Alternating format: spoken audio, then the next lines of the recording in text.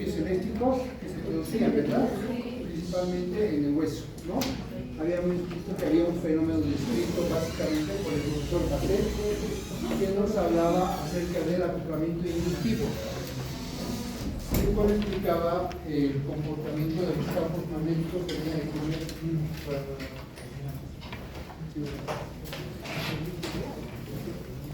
Habíamos visto también que había una clasificación que hablaba acerca de los campos magnéticos de origen natural y de origen artificial, ¿verdad?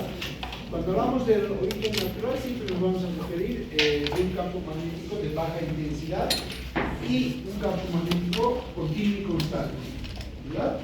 Esto se conseguía a través de la immunoterapia. Cuando hablamos de un campo magnético artificial, nos referimos de uno que puede tener intensidades o densidades magnéticas bastante elevadas, que no va a depender seguramente del tipo de aparato que se vaya a utilizar, ¿no? Hay aparatos que concentran mucho el campo magnético y otros que concentran muy poco. Vamos a ver también que los campos magnéticos, cuando son de manera artificial, en su mayoría son pulsados, son interrumpidos.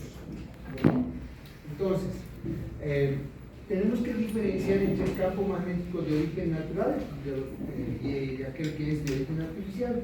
Que el de origen natural posee pocos fundamentos científicos. O sea, no se puede justificar de gran manera los efectos que tiene a nivel corporal. ¿Por qué? Porque la densidad energética es muy pobre, es muy baja. En cambio, los artificiales sí tienen buenos fundamentos, ¿no? Cuando hablamos de campo magnético o hemanterapia, vamos a ver que tenemos estos como elementos principales de su producción: hierro, la magnetita, que se encuentra en varios lugares, la siderita, ¿sí? Este, por ejemplo, se encuentra mucho en el Oriente, la imantita, ¿no? Todos estos imanes naturales se los puede encontrar en la naturaleza. Cuando hablamos ya del campo magnético de origen artificial, tenemos que ver esto, ¿no? Que son las bobinas electromagnéticas. Una bobina electromagnética no es nada más que un aparato por el cual fluye corriente eléctrica, ¿sí? A través de unos espirales. ¿Ves? Este es el principio de la creación o de la elaboración de un aparato electromagnético, ¿no? Donde nosotros vamos a tener una intensidad magnética que va a estar de acuerdo al número de espirales y de acuerdo a la intensidad de la corriente que vaya a fluir por esos espirales. ¿Qué entendemos, por ejemplo, de esta fórmula?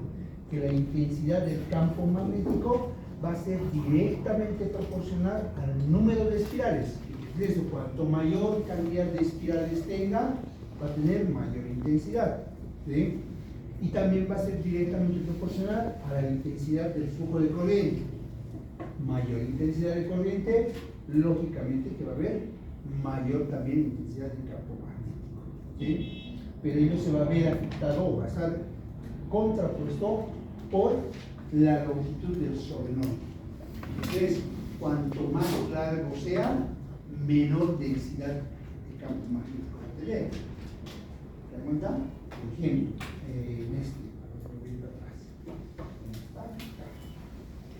si yo supongamos tengo un campo magnético que tiene 1, 2, 3, 4, 5 espirales y lo comparo con otro que también va a tener 5 espirales, 1, 2, 3, 4, 5, pero estas espirales van a estar más cortas, ¿cuál creen ustedes que tenga mayor densidad magnética?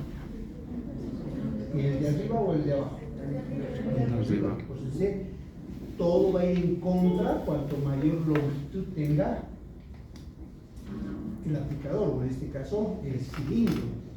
¿Ven?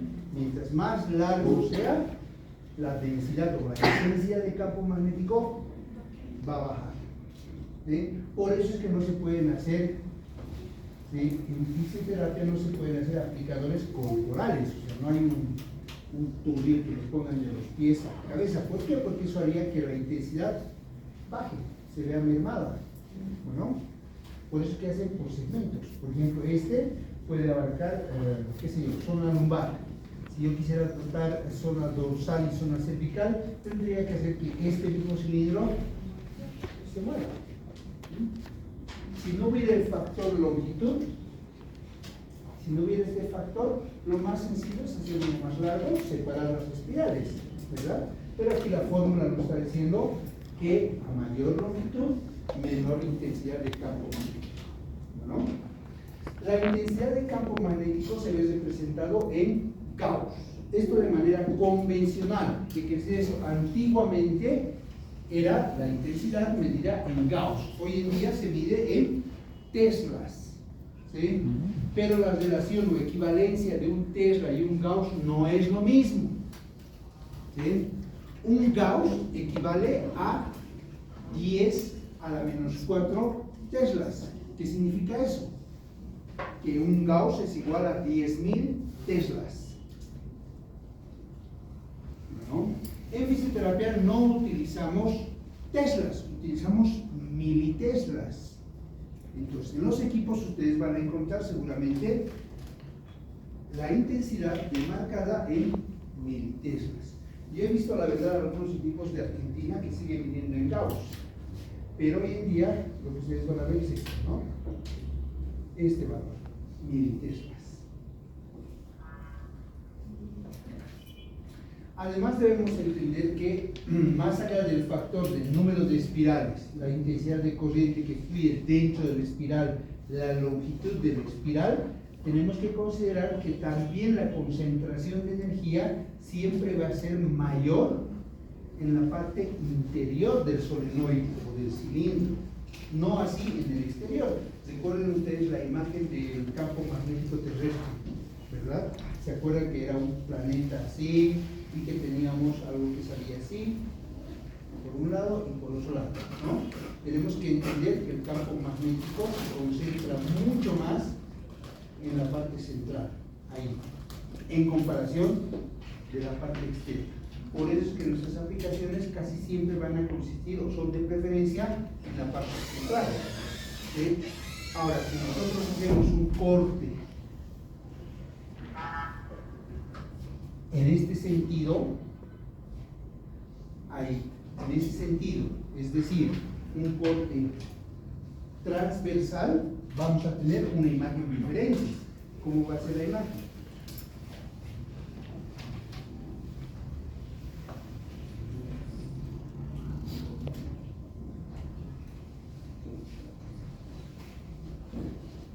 La imagen del cilindro y la densidad magnética o intensidad va a ser el siguiente, ¿no? Vamos a tener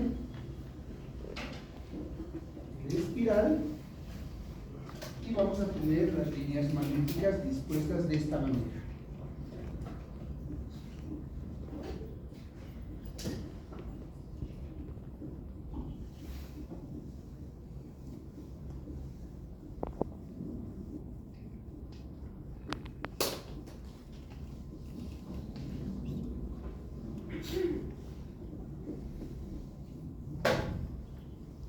¿Qué significa eso? Vamos a ver un corte transversal, ¿verdad? ¿Qué significa eso?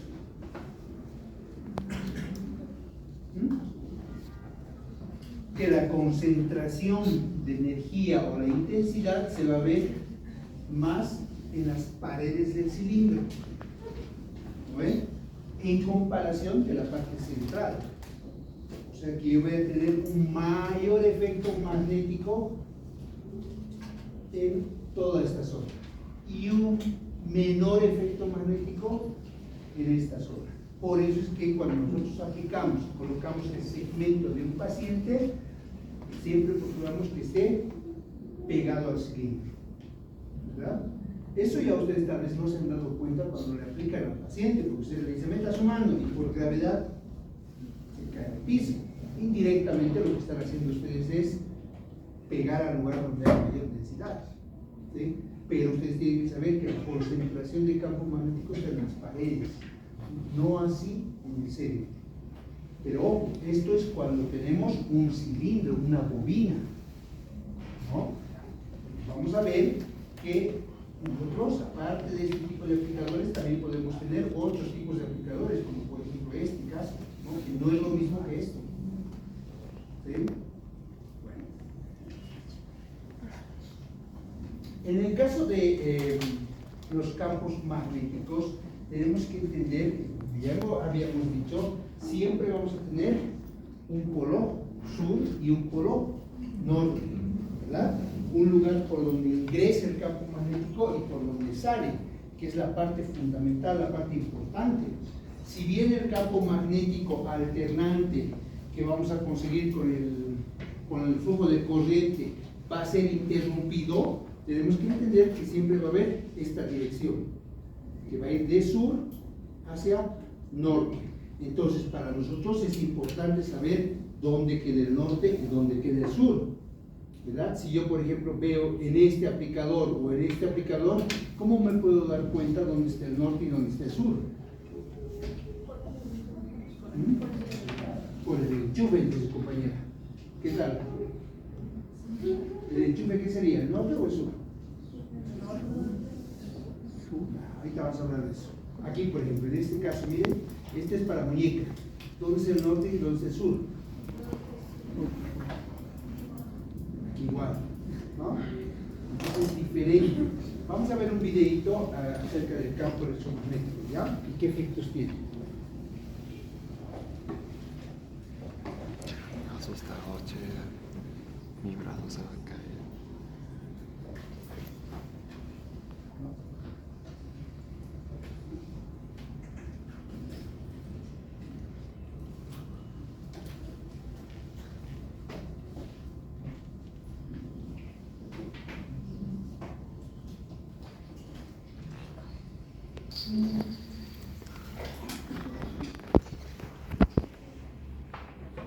Antes de ver esto, la asistencia que los primeros auxilios tienen que evitar siempre a una persona que está descompensada cercana. Entonces ya dice de manga energía. Si la persona tiene energía, se les va a caer más encima de una persona grande, ¿no? Una persona grande, cuando una persona pierde o se le baja su tono, entonces es mucho más pesado de lo normal. Entonces, ¿no? A veces estos dos pasa de una descompensación a un TEC o un disco, ¿no? Hay que pensar que posiblemente por el factor estrés que me decía, puede ser que la cita se le haya disparado. Probablemente, porque es una persona con sobrepeso. Y además tiene problemas respiratorios. Exacto. Hay que tener cuidado con eso, ¿ya? Entonces, chicos, tengan cuidado. Si hay un lugarcito que está muy descompensado, hagan un echamiento en el suelo, bien suave, le levantan los pies, ¿no? Pero como él estaba hablando y estaba un tanto relativamente en un estado de conciencia, no es peninsular, pero es velocidad, ¿no? Veamos este videito, ¿ya?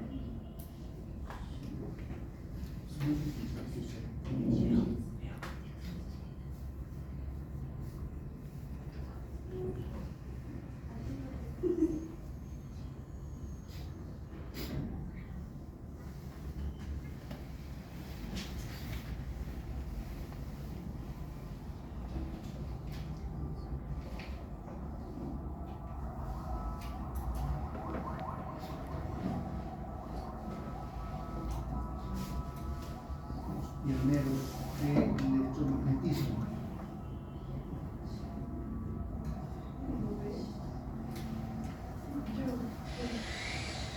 Van a ver cómo el diseñador hace un electromagneto de manera artificial, que es muy parecido a lo que nosotros utilizamos, ¿no? Solamente que nosotros lo hacemos más grande.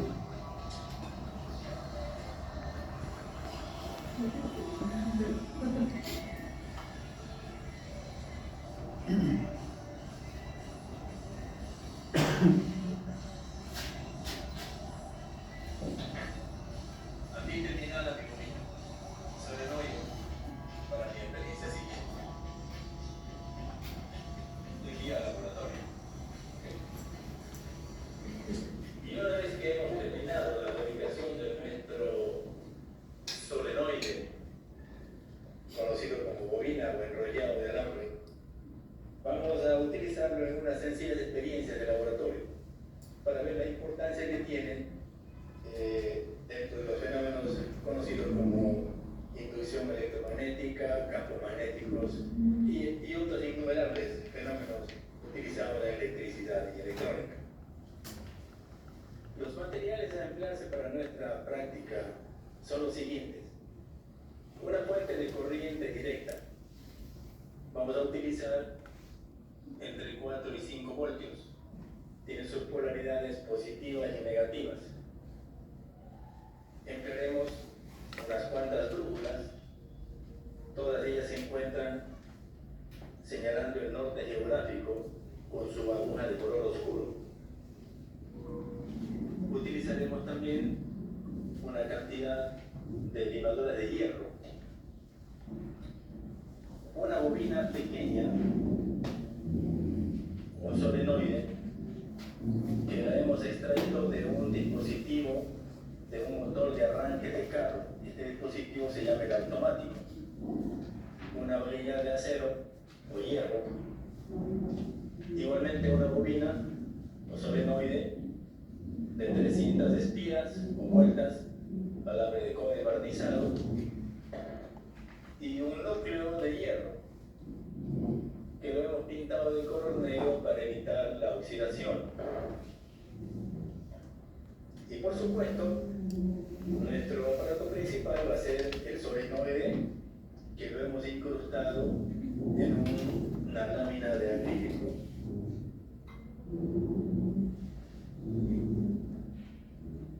Tiene aproximadamente unas 30 vueltas, que se las conoce como nombre de espiras. Hemos ubicado un terminal negativo y otro terminal positivo, donde van a ir colocando los cables procedentes de la fuente de corriente directa. Vamos a empezar conectando los cables provenientes de la fuente de corriente directa hacia los terminales del solenoide. El conductor rojo, que es positivo, lo ubicamos en el terminal más del solenoide, y el conductor negro, que es negativo, en el terminal menos. Cuando le suministremos corriente eléctrica continua, nuestro solenoide se va a constituir en un electroimán, es decir, va a adquirir las mismas propiedades, con polos magnéticos norte y sur y un campo magnético con líneas de fuerza. Según lo que hemos estudiado, vamos a encontrar que el polo positivo de la corriente eléctrica ingresando hacia el solenoide, en la parte superior, empieza a dar vuelta, gira de manera helicoidal y sale por la parte de abajo hacia el polo negativo. Cuando se mantiene esta condición, que es la conocida regla de la mano derecha, se va a constituir el dedo pulgar, el indicador del flujo magnético que se va a crear en el enrollado de alambre o de la bobina. Y ese flujo magnético va a formar frente al polo positivo el polo norte magnético de este electroimán. Podemos verificar la veracidad del enunciado si colocamos en los extremos del solenoide estas agujas magnetizadas que son brújulas, una en un extremo y otra en otro extremo. En este momento no está circulando corriente eléctrica y vemos que la orientación de las agujas son de norte a sur y de norte a sur.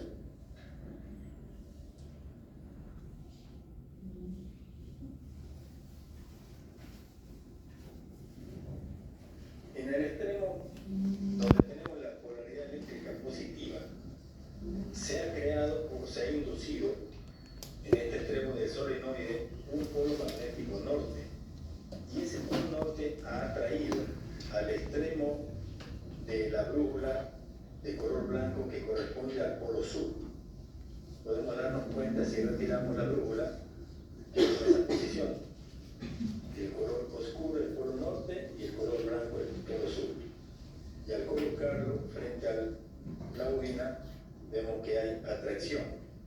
Por el norte del solenoide atrae el polo sur de la brújula. Y en el otro extremo ocurre de igual manera, pero en sentido contrario.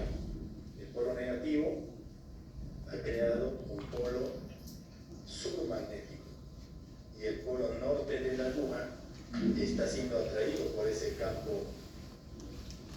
magnético contrario. Al retirarlo vemos la posición normal, norte-sur, y al aproximar lo atrae. En el interior del solenoide se crea también un campo magnético.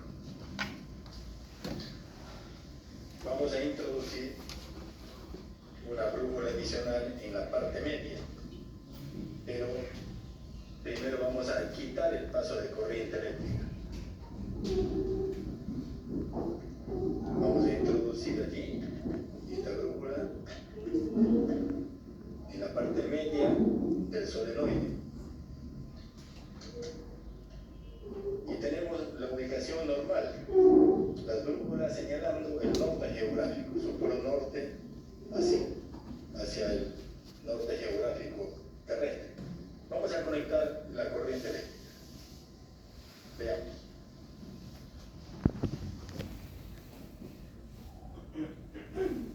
Se han movido las brújulas. Movimos esta brújula, está frente al polo positivo, está siendo atraído por el polo norte magnético. Y esta brújula, frente al negativo, está siendo atraído por el polo sur magnético. En cambio, la aguja del centro se mantiene en una posición totalmente en línea recta, paralela a la longitud del solenoide. Voy a retirar la corriente para observar nuevamente. Se desvía y queda paralela, pero señalando el polo norte magnético hacia el polo positivo, por lo cual se cumple la regla de la mano derecha, que cuando el flujo de corriente es en este sentido, el pulgar nos indica la dirección del flujo magnético, es decir, la ubicación del polo norte en el solenoide o en la bobina. Con esta primera observación vamos a pasar a otra segunda parte. El campo magnético generado, producido por el solenoide, sale de los límites donde se encuentran sus conductores. Justamente por eso se llama campo magnético. Y para ello vamos a colocar brújulas alrededor del enrollado de alambre para apreciar que al considerar de distancia va a haber acción de un campo magnético.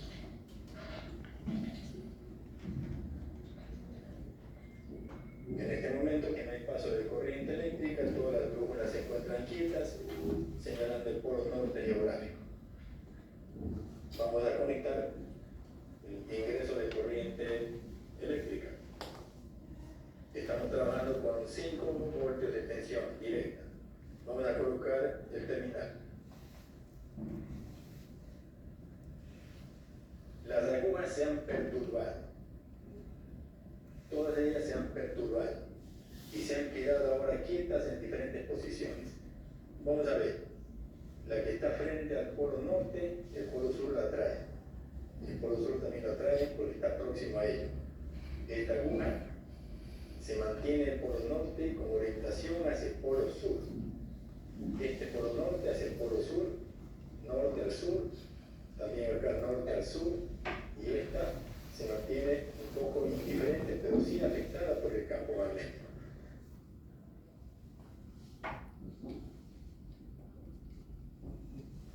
Hemos ubicado en la parte media del solenoide una cartulina. Viéndola de costado podemos apreciar la ubicación del solenoide.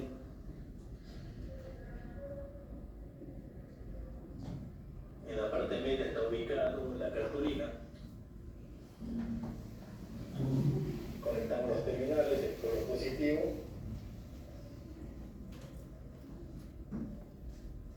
y el polo negativo. Y en estas condiciones vamos a esparcir limaduras de hierro en los alrededores e inclusive en el interior del solenoide. Limaduras de hierro.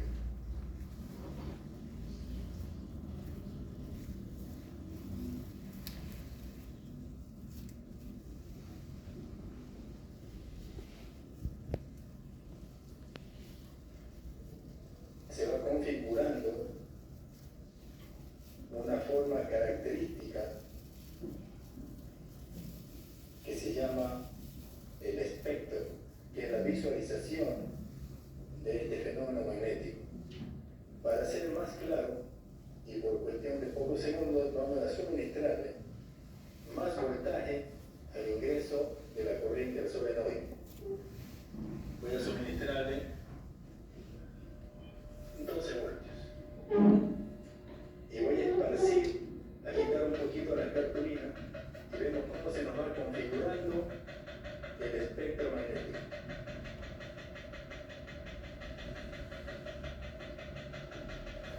Y ahí tenemos cómo es este espacio llamado campo magnético y estas líneas que salen de cada polo y que se llaman las líneas de fuerzas que están limitando el campo magnético del solenoide.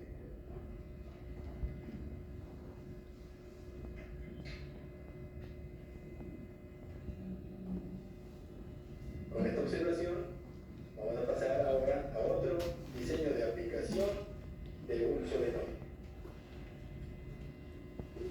Vamos a usar ahora el solenoide que extrajimos del automático del motor de arranque. Tenemos ahí señalado la dirección del enrollado de alambre y la polaridad. Conectamos aquí donde dice más el polo positivo, que viene desde la fuente, y en el polo menos negativo, el conductor negro de la fuente. Para esta experiencia vamos a suministrarle 7 voltios de corriente continua. Observemos lo que ocurre cuando en el centro del solenoide colocamos un metal ferromagnético, puede ser hierro o acero, y prendemos o dejamos el paso de corriente eléctrica.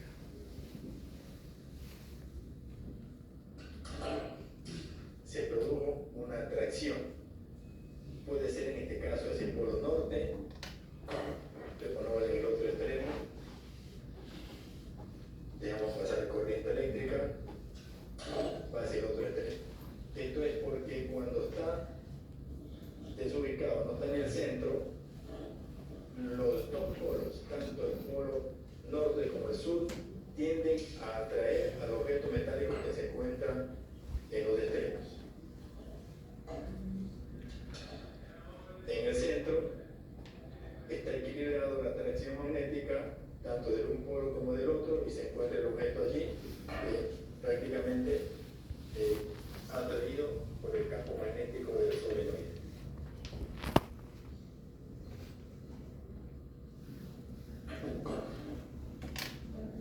Esto se aplica para convertir la energía electromagnética en energía mecánica.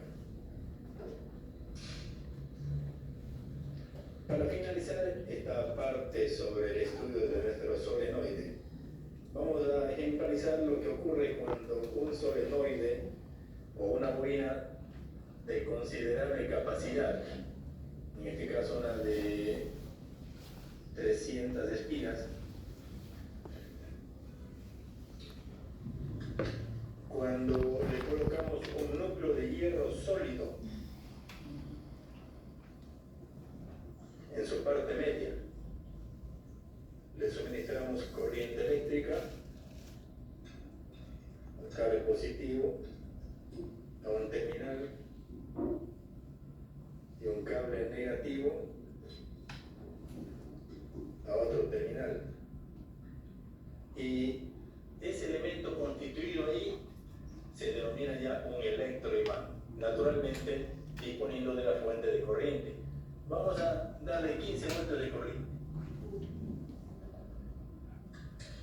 Se crea un campo magnético altamente poderoso, a tal punto que miren la cantidad de material que puede ser atraído por este núcleo de hierro que ha ganado un gran flujo magnético por el gran campo magnético generado por el solenoide. Vean que muchos materiales pesados han sido atraídos por este electroimán, que tiene innumerables aplicaciones en la industria.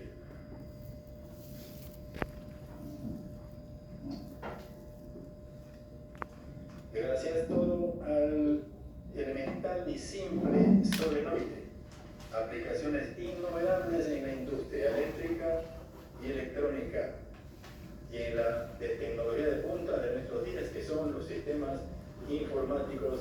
computadoras.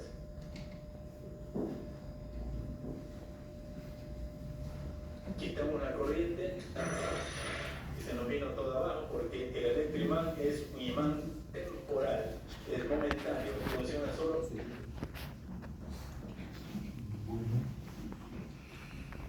Ya me ha pedido jefe. A ver, ¿qué sacamos de importante para nosotros de ese ley?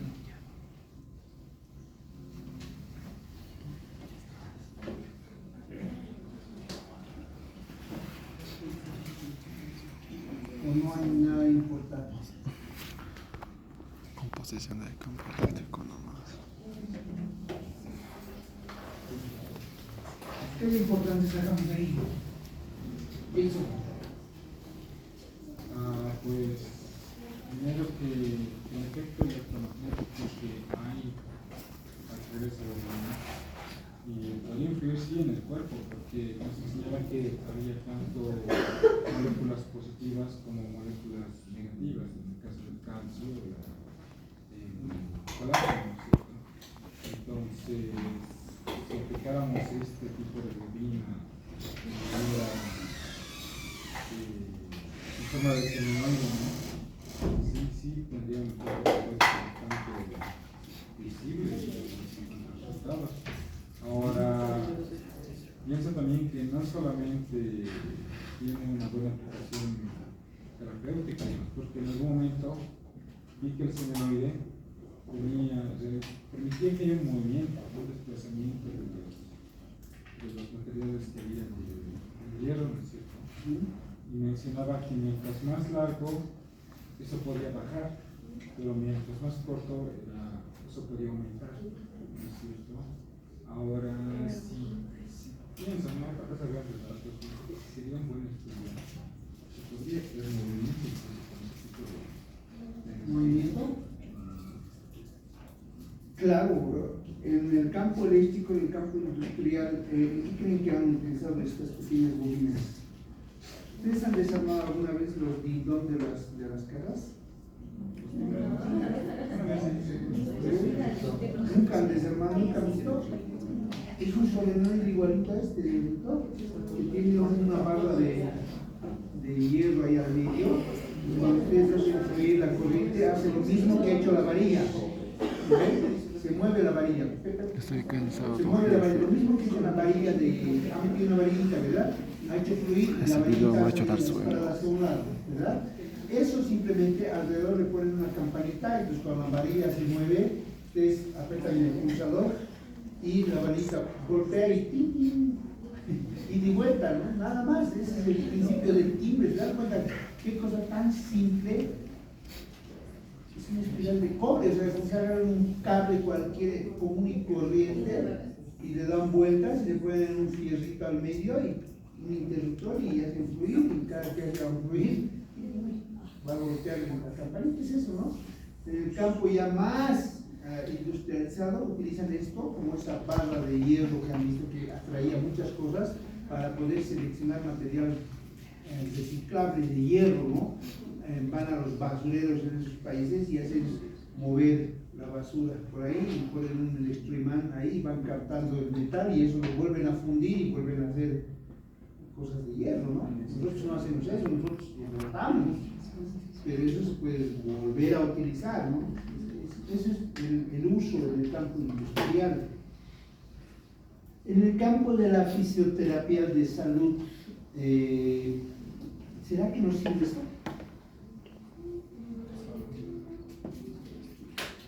¿Será que nos sirve, chicos?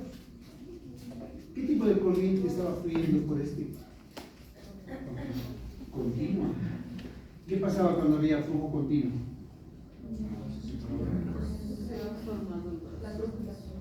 Tenía que ir hacia un lugar y luego se quedaba.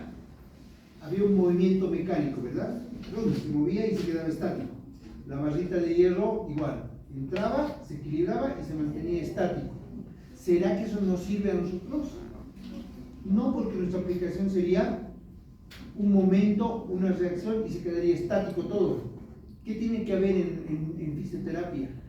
¿Cuál es el principio de la fisioterapia, de la kinesiología? Movimiento, tiene que haber movimiento. Ayer pasé con ustedes, ¿verdad? Y les decía que el movimiento browniano se veía modificado, ¿verdad? Para eso tiene que haber pues vibración, tiene que haber desplazamiento. ¿Cómo podríamos generar desplazamiento? Con una corriente alterna. O sea, tenemos que ir cambiando constantemente norte-sur, norte-sur, norte-sur, norte-sur, y eso lo vamos a conseguir con una corriente alterna. ¿Sí? Con una corriente alterna. Una corriente alterna no nos va a producir este mismo fenómeno de una reacción y posición estática. No. Sino que haces una reacción, vamos a suponer que tengo acá, y llega a este punto, con esto, luego cambio, y esto va a volver a este lado. Para eso necesito una corriente alterna. ¿Se da cuenta? Eso es lo que va a producir. Sí, ahí yo tengo un movimiento de partículas hacia adentro que va a ir así, oscilando. ¿Será que ahí tengo norte y sur? ¿Será que tengo un norte y un sur definido? No, porque esto va a ser en milésimas de segundos. ¿No ves? ¿Será que el principio de la ley de la mano derecha me sirve? No. ¿No ves? Salvo que el equipo tenga una modalidad continua. ¿A qué se refiere con modalidad continua? A esto que han visto ustedes. Ahora, en fisioterapia, el término modalidad continua no hace referencia a que vamos a tener un norte y un sur, sino a que el flujo va a ser constante. La alternancia va a ser todo el tiempo. Eso es un campo magnético continuo. O sea que va a tener esto. ¿Sí? Ahora, puede ser un campo magnético alternante pero interrumpido.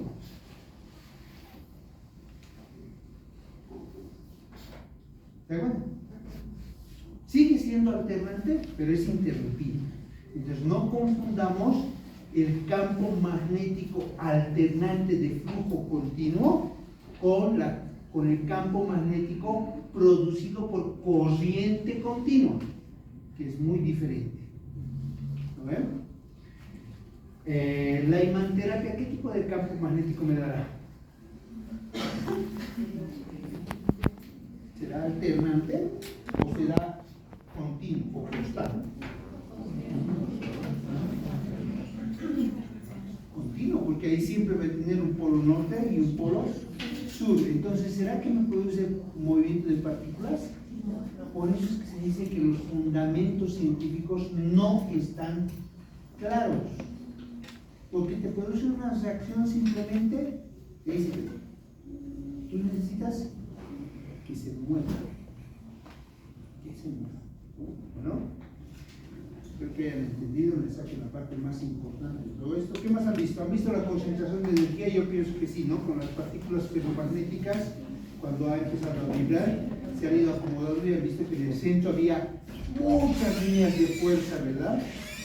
Y afuera no había. Las agujitas igual de las brújulas, de igual manera no se han visto influenciadas las que estaban afuera. Las que estaban más o menos en el punto transversal aquí, era muy pobre la influencia que tenía, ¿verdad? Entonces eso nos describe este gráfico. ¿Ya? Bueno. Describamos el equipo. Los equipos siempre van a constar por consolas o paneles de control, ¿no? Donde nosotros vamos a poder generar seguramente la intensidad con la cual vamos a trabajar. Seguramente vamos a poder programar la frecuencia de interrupción, si es que lo hay, o vamos a poder programar si es que va a ser el flujo alternante de manera continua. ¿De acuerdo? Generalmente los equipos a nivel de la consola vamos a tener parámetros bien simples, ¿no? La intensidad que puede dar en militeslas y la frecuencia. La frecuencia siempre va a ser de 1 a 200 Hz. O sea, ¿qué quiere decir eso? Que en un segundo ustedes pueden 1, 2, 3, 200 Hz, ¿no? O pueden poner en 2. En un segundo, 1, 2. Norte, sur, norte, sur. ¿Okay? Eso es lo que les va a permitir regular la consola, ¿no? ¿Qué más dice? Este está incluido un cilindro de material plástico donde se coloca la zona total. Generalmente existen dos tipos de diámetros, los campos de solenoides de 15 a 20 centímetros para extremidades y de 60 o un poquito más para cuerpo entero, ¿no? O sea, estas son normas establecidas internacionalmente. No es de acuerdo a lo que le guste al fabricante, sino que la FDA establece estos criterios, ¿no? Tamaños de cilindros. 60 para extremidades, bueno, para tronco y 15 a 20 para extremidades. Esto será seguramente para miembros superiores o para miembros inferiores, ¿no? Además existen diversos dispositivos biomédicos, collares, pulseras, cinturones, almohadas, plantillas, etcétera, que pueden ustedes utilizar como una forma extra para zonas más pequeñas, que no sean extremidades. Aquí tienen ustedes los de 15, 20, los de 40, 60, ¿no? Pueden encontrar de esta forma, algunos vienen con un sistema mecánico donde se mueve el cilindro, ¿no? Muchos les gusta esto porque parece que fuera algo muy científico, ¿no? Pero créanme que estos no son nada buenos. ¿Por qué? Porque supongamos que yo quiero tratar toda columna, ¿verdad? Comienzo con un sujeto, con la cabecita aquí, lo vamos a meter aquí dentro del cilindro grande los pisitos, y quiero tratar zona lumbar, ¿sí? Además, me indican que la parte dorsal y la parte cervical están también afectados, entonces yo quiero hacer un barrido. Entonces, mecánicamente yo puedo hacer que esto se mueva, ¿no? Que se desplace de izquierda a derecha, o de arriba hacia abajo, como ustedes quieran verlo, ¿no? ¿Cuál es el gran problema de esto? Que cuando hay este movimiento, vamos a tener una dosificación en esta zona durante una unidad de tiempo. Cuando esto se mueva y esto cambie esta posición, esto ya no va a tener la dosificación y vamos a tener acá. Cuando esto vaya al otro lado, aquí va a haber dosificación y aquí ya no va a haber, y vas a perder dosis programada. Pues se va moviendo. Tendrías que duplicar tu tiempo y duplicar tu intensidad, pero eso no te garantiza. ¿Por qué? Porque aquí vas a sobredosificar en unidad de tiempo y luego aquí. Ya de por sí la terapia con campos magnéticos es larga, tiene que ser 20, 30 minutos como mínimo. No puedes aplicar 15 como en el electro, o 20 minutos, mínimamente 20. Entonces hacer esto no te sirve para nada. Por eso estos equipos no son muy óptimos para el tratamiento ni para el uso de los campos magnéticos. Es mejor uno estático, ¿ya? Ahora hay otros como estos, por ejemplo. Esto, ustedes lo han debido ver en varios centros, ¿no? A esto les llaman los 3D, ¿no? ¿Por qué 3D? Porque tienes aquí un aplicador, 8 solenoides y aquí 8, y los tres van al mismo punto, ¿no? Son 3D. Comercialmente sí, yo los veo, pero para mí uno de estos es mucho mejor. Entonces, pinta, ¿no? Por ejemplo, así, cuando les muestran así, obviamente que aquí no le va a impactar, pero cuando ustedes colocan, uno, no se ven los rayos estos. Dos, no se dice nada, es una lucecita que va a pulsar nada más. Lo único que combina es campo magnético con efecto de la luminoterapia. No sería nada, ¿no?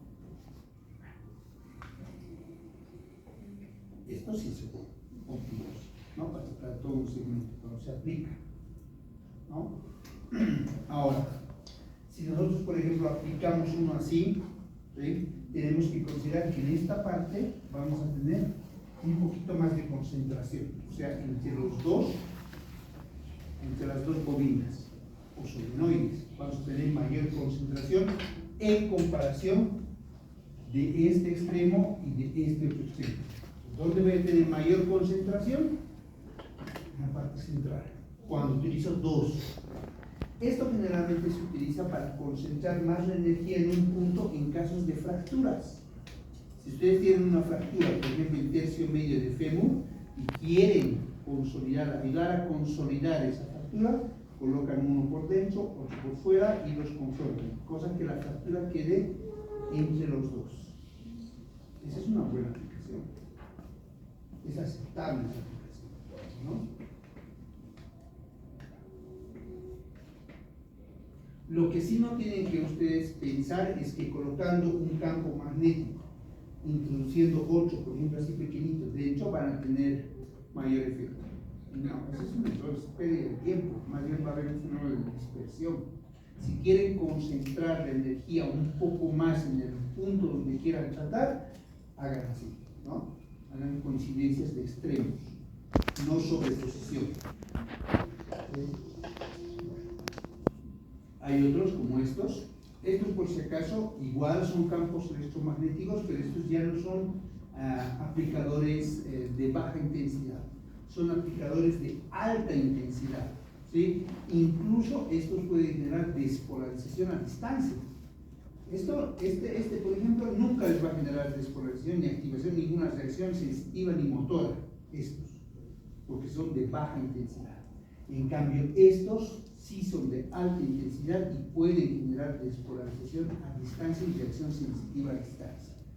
O sea, generan calor y generan excitación neuromuscular.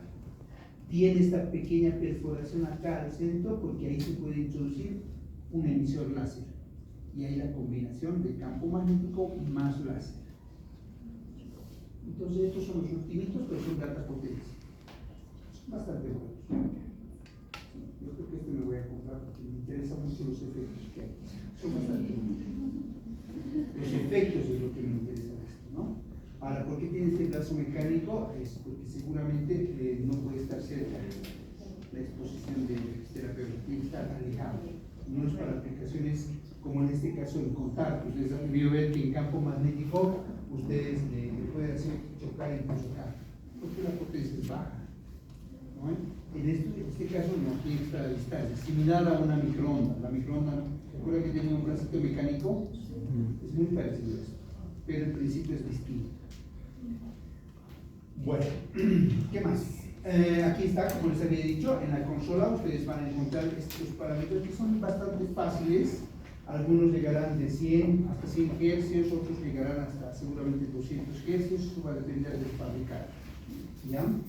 La potencia seguramente va a variar igual. Esto, por ejemplo, en Gauss, yo lo he visto en los equipos argentinos que trabajan de 1 a 100 Gauss. En los equipos que ahora están llegando vienen en militeslas, que vienen de 1 a 100 militeslas, que es lo mismo, solamente que cambia, varía la unidad nada más de dosificación. Lo que sí tenemos que entender es esto, ¿no? Que hay algunos que no les permiten modificar la frecuencia, que trabajan con una frecuencia ya establecida de 50 Hz. O sea, no pueden ustedes bajar menos de 50 ni subir más de 50 Hz, se queda en la mitad. ¿Sí? ¿Esto por qué se da? Porque se ha establecido que 50 Hz es el punto promedio y es el punto donde tú tratas casos agudos, casos crónicos, agudos y crónicos. Es indiferente. Bueno, pero vamos a ver que sí hay efectos por debajo de 50 Hz, por encima de 50 Hz. Básicamente podríamos decir que 50 Hz es para la etapa subaguda, el punto intermedio. ¿Qué más vamos a encontrar en la consola? Posiblemente encontremos en la consola esto, que es la selección de la forma de onda.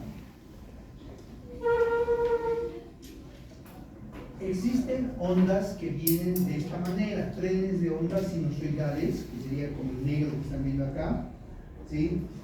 Trenes de ondas rectangulares, que serían el rojo que están viendo acá, triangulares, exponenciales, de diferentes maneras. ¿Sí? Ahora, ¿cuál es lo más importante? La definición de la onda no va a afectar en la terapéutica que ustedes hagan. Simplemente hace cómo ingresa el campo magnético a su cuerpo o cómo se mueve una partícula. Y lógicamente que cuando es rectangular, bajo el mismo criterio, cuando hemos avanzado electro de baja frecuencia, bajo el mismo criterio, si el campo magnético, o bueno, si la corriente es de tipo rectangular, nos va a dar un campo magnético rectangular. Y seguramente va a producir un movimiento torpe de las partículas, brusco. Si la corriente es de tipo exponencial, así, seguramente el campo magnético también va a ser de tipo exponencial y va a ser mucho más suave, mucho más agradable, ¿sí? Y se utilizará para casos agudos, altamente agudos o para cicatrización de heridas, ¿sí? Si la onda de la corriente es, como en este caso, sinusoidal, que es lo más común, ¿sí? El campo magnético también va a ser así, que sería un punto intermedio entre un rectangular y un exponencial, ¿no? Además, a los fabricantes les conviene de sobremanera generar una onda de este tipo sinusoidal. ¿Por qué? Porque ya de por sí la corriente de la red urbana es sinusoidal. Si quieren convertir a una rectangular, tienen que introducir un aparato electrónico y eso eleva los costos de fabricación. Entonces, muy pocos equipos vienen con la opción de modificar la onda, que no va a influir en el tratamiento, muy poco.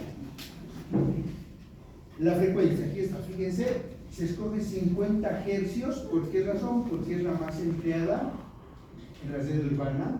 Ya de hecho la red urbana viene de 50 a 80, entonces no tienen que conseguir nada, ¿no? O sea, van a agarrar y van a hacer fluir la corriente directamente por sus espirales, no gastan nada. Pero si el equipo les permite bajar y subir, necesita un rectificador de frecuencia, ¿no?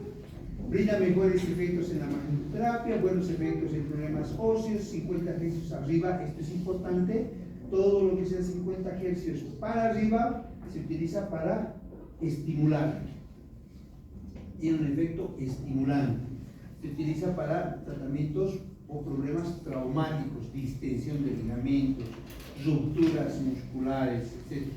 Todo lo que sea esto es estimulante para cicatrización. ¿Ya?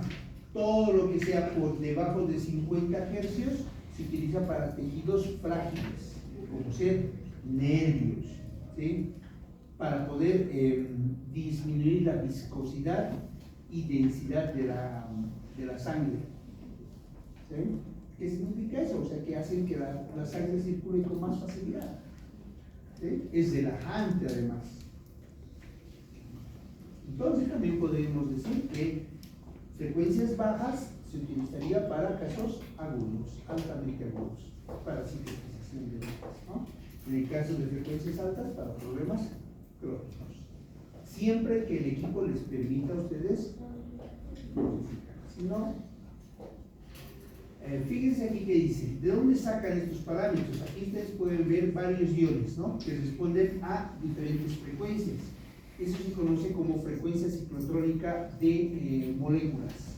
O sea, aquí gamas de frecuencias, las partículas vibran, que es lo que queríamos, ¿verdad? Aquí están las frecuencias ciclotrónicas de varios de estos, ¿no? Fíjense en este caso del calcio, ¿qué dice? El calcio oscila o vibra a 38.7 por 39 hercios. ¿Dónde está? Aquí está. 39, que está muy próximo a 50 hercios. Muy próximo. Por eso se utiliza para problemas traumáticos y para consolidación. Ahora, si el equipo les permite llegar a ustedes exactamente a 39 hercios, no creo 38.7, pero 39 hercios, entonces para consolidación, o sea, esa es la gama de frecuencias, ¿no? A ver, veamos en el caso de 61.5 para el magnesio. ¿Me gustó? ¿En qué caso utilizarían eso? Para el músculo, para relajar al músculo, ¿sí? Para relajar al músculo, 61.5 hercios, ¿no? En el caso, por ejemplo, de estímulo a nivel sanguíneo, ¿cuánto es aquí? 27.9, ¿no? Sí. 27.9 para bajar el éxtasis sanguíneo. Y ahí viene, ¿sí? De estas tablas ciclotrónicas viene la definición de la utilidad de la frecuencia, ¿no? Eso por supuesto es chido, ¿no? ¿Cuáles son los mecanismos de acción que tiene el campo magnético? Fíjense que cuando ya hablamos de mecanismos de acción vamos a hablar de mecanismos biológicos, químicos y mecánicos, ¿sí? Veamos primero esto, los efectos químicos que van a alcanzar a células, a los líquidos y a los iones. Bueno, de hecho, este es el principal, ¿no? Acelerar el intercambio iónico, porque produce modificación, variación de de polaridad, positivo, negativo, norte-sur, norte-sur, ¿no? Estas son las células a las cuales seguramente va a llegar con mayor énfasis el campo magnético, ¿no? A las proteínas, al factor de necrosis tumoral, a las proteínas morfogénicas óseas, aquí está el por qué produce consolidación ósea, aquí está el factor de crecimiento transformante, este es el que determina que crezca algo, es el que determina que los fibroblastos se vuelvan tenocitos, fibroelastina, etc. ¿Sí? Es el que determina al factor de crecimiento similar a la insulina, en el caso de la filtración renal y el favorecimiento circulatorio. ¿Sí? Principalmente sobre estos tiene gran efecto el campo magnético. Muy bien, aquí. Todos los tejidos sometidos a campos magnéticos van a generar dinámica, pero cuando es alternante, eso va a generar síntesis de glucosaminoglicanos, ¿no? Esto es importante porque con el pasar del tiempo estas proteínas se van deteriorando en nosotros, ¿no? Y eso va a hacer que el tejido se vuelva más duro, poco flexible, poco deformable, ¿no? Y esto seguramente nos va a llevar a un desgaste progresivo. Esto es importante para ¿quiénes? Para los pacientes con artrosis, porque ellos son los que tienen un decremento alto de los glucosaminoglicanos, de los proteoglicanos. Por eso es que una de las principales recetas que se les da a esos pacientes será el condroitin sulfato, el glucosamino sulfato, ¿verdad? Se les da tratamiento. ¿Para qué? Para que sus cartílagos no sean tan rígidos, tienen que ser flexibles y deformables. Y eso se consigue gracias a esto. ¿Sí? Estamos viendo que el campo magnético a nivel celular nos produce mayor síntesis de estos tejidos. Bueno, y eso seguramente modificará la matriz de las células. Otro efecto que tiene es la secreción de factores de crecimiento, ¿no? Y esto va a hacer seguramente que haya una reparación acelerada. Factores de crecimiento y diferenciación. ¿Por qué es importante la estimulación de los factores de crecimiento y los factores de diferenciación? Porque tú, gracias a la liberación de estas sustancias, vas a poder acelerar la diferenciación de las células satélite en los músculos, de las células madre en las articulaciones, para obtener la matriz primordial del tejido. ¿Sí? Va a haber influencia sobre ¿cuál de estas? Sobre las diamagnéticas, paramagnéticas o ferromagnéticas. Ayer habíamos hablado sobre las ferromagnéticas, que es lo que nos interesa, ¿no? Porque las paramagnéticas ya están siendo influenciadas por el campo magnético terrestre, en este caso sobre las ferromagnéticas. Y una sustancia ferromagnética alta es el factor de crecimiento similar a la insulina, lo que va a permitir que haya un mayor flujo de sangre, evitando el éxtasis. ¿Sí? Esto no solamente se consigue en la sangre, también se consigue en el agua. Han debido escuchar ustedes agua ionizada. ¿Han escuchado? El agua ionizada ¿sí? Y una vez me compré una de estas y me supe y me han cobrado por una botellita.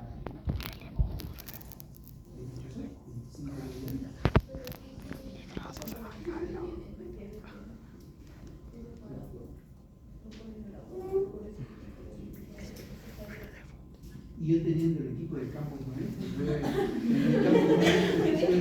tú puedes ionizar, ¿no? Yo tengo un colega que agarra y le mete las botellas dentro del cilindro y durante toda la noche hace ionizar las botellas, y eso les invita a sus pacientes. Y es bastante bueno. Si dentro del cilindro, dice, pero si quieres el aparato, ¿por qué le metes el agua? Y ahí tiene una opción de ionizar, dice ionización de agua. En el aparato ionizan el agua y venden en vasito. Mi brazo está. Y eso hace que, ¿para qué hacen eso? Por si acaso, eso hace para que el agua sea mucho más absorbible para disminuir los niveles de contaminación del agua, porque el agua que tomamos por más que esté hervida. Bueno. Aquí tienen ustedes los materiales, les dije ayer, ¿no? Aquellos tejidos que son diamagnéticos. Material lipoproteico, esos son los diamagnéticos. ¿Qué significa eso? Que ahí no va a haber efectos, o sea, ahí no va a haber influencia. Un adipocito no se mueve como lo haría un ion calcio o un ion magnesio. Un adipocito no se va a mover. ¿Sí? ¿Qué dice acá? Diamagnéticos. El campo propio se coloca al campo magnético aplicado. Sus moléculas se alinean paralelamente entre sí. Son lo opuesto a las sustancias ferromagnéticas. Esto es importante, chicos. Les voy a resaltar qué cosa quiero que aprendan ustedes de diamagnética. Dice acá.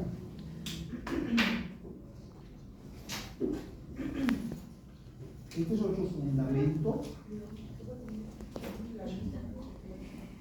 Las moléculas de aquí, ¿sí?, se alinean paralelamente entre sí. ¿Qué significa eso? Que yo voy a tener aquí un material lipoproteico. Cuando yo les someto a un campo magnético, estas se van a alinear así. Así, ¿no? Paralelamente entre sí. Ahí está. Lado a lado. Así. Si yo tengo otra sustancia lipoproteica con características diamagnéticas, voy a tener esto. Tengo esto. ¿Sí? El momento que dejo de que haya un campo magnético, dejo de emitir un campo magnético, lo que va a suceder es que se va a ir esta seguramente para un lado, seguramente esta otra se irá para otro lado, así, ¿no? Y tal vez la otra se va a ir para por su lado. Vuelvo a hacer fluir campo magnético y se alinea. Esto le sirve al tejido. Vamos a suponer que yo tengo la pared. La pared es la membrana celular, ¿verdad? Tenemos bombas de sodio y potasio, que sería la puerta. ¿Sí? La misión suya es la de entrar y salir de la célula. ¿Qué pasa si ustedes fueran material diamagnético y yo les emito un campo magnético? ¿Cómo querrían ustedes salir por la puerta? De a tres, ¿no ven? Afilados, así como esto. ¿Será que es fácil salir por la puerta? No. ¿Sí? ¿Será que es útil? No. Por eso es que no se desea esto. No es algo que se desea. ¿Qué sería lo mejor para que puedan salir y entrar? Que se fragmenten, que se separe todo esto y todos salgan y entren de a uno. Ese es el efecto de cizallamiento del campo magnético. A eso se conoce como efecto de cizallamiento. O sea, partes, partes, partes, partes, partes, partes, ¿verdad? Vas a cizallar, vas a cortar pedacitos. ¿Sí? Pero este fenómeno de cizallamiento no se produce en las sustancias diamagnéticas, sino se produce en las sustancias paramagnéticas y ferromagnéticas. ¿Sí? Ahí se va a producir. ¿Cuáles son las sustancias ferromagnéticas y paramagnéticas? El hierro, el níquel, el cobalto, el oro, los oligodendrocitos. ¿Sí? Esto es algo importante porque sumado a la modificación del movimiento browniano que hay en la célula, entonces tú tienes pequeños pedacitos que se están moviendo así. Ya no así. ¿Eh? Por eso es que el efecto claro del campo magnético va dirigido a estos dos elementos. Seguramente este ya tiene un movimiento modificado por el campo magnético terrestre y las ferromagnéticas van a responder muy bien al campo magnético extraterrestre. Entonces, cuando se dice efecto de cizallamiento, es esto. ¿Dónde se produce? En sustancias ferromagnéticas, principalmente como el hierro, níquel, cobalto, los oligonucleósidos. Eso va a modificar el movimiento y desplazamiento de las partículas. Bueno, ¿hasta aquí se entiende? Sí. No. Va.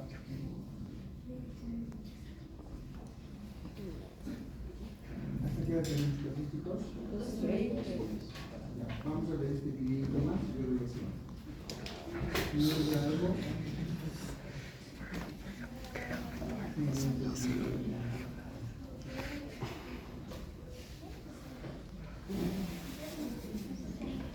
Bueno, quiero que vea más que la interpretación.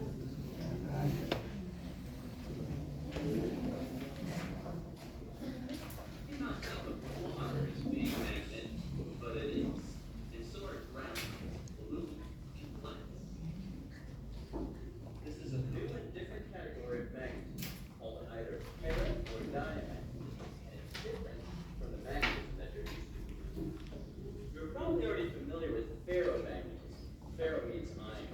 An unmagnetized piece of iron becomes a magnet in the presence of a magnetic field.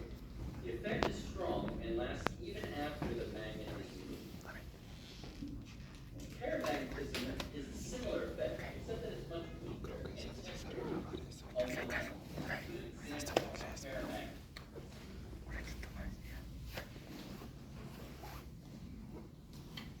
And so is oxygen, which is attracted to magnets.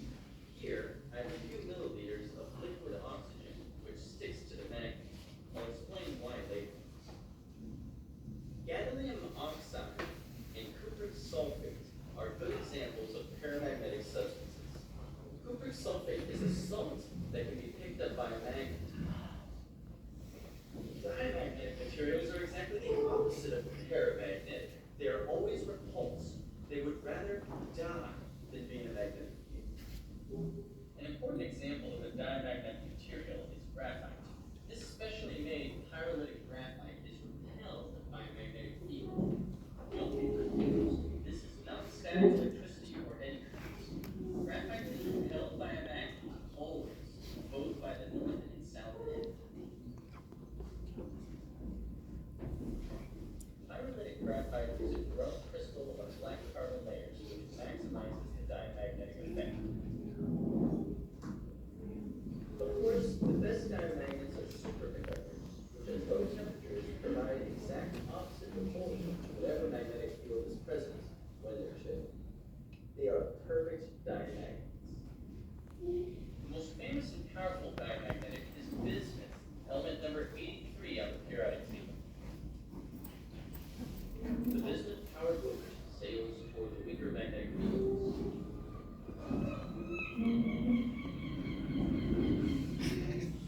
Check whether an object is diamagnetic or paramagnetic to see how it aligns itself in a magnetic field. Diamagnetic objects like glass will rotate to avoid magnets. Here, we see that the glass's diamagnet is a twist into the weaker magnetic field. But aluminum rotates into the field, typical of a parallel paramagnet. On the periodic table, we see that aluminum has 3 valence electrons. So what does it take to understand what it means for something to be a paramagnet or a diamagnet? You have to know what the electrons do. Consider, for example, aluminum. We see from the periodic table that aluminum has 3 valence electrons. That's 2s and 1p. Now it's that unpaired electron that makes it a paramagnet. This unpaired electron enables it to become magnet. And it's that unpaired electron that is strictly magnetized and attracted by the magnet. But what about a diamagnet, like water? Yes, the water molecule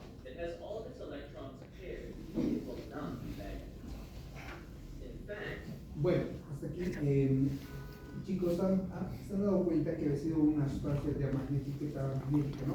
Son totalmente inversos. Esta era una de las ideas que tenía Tesla para poder generar los autos calientes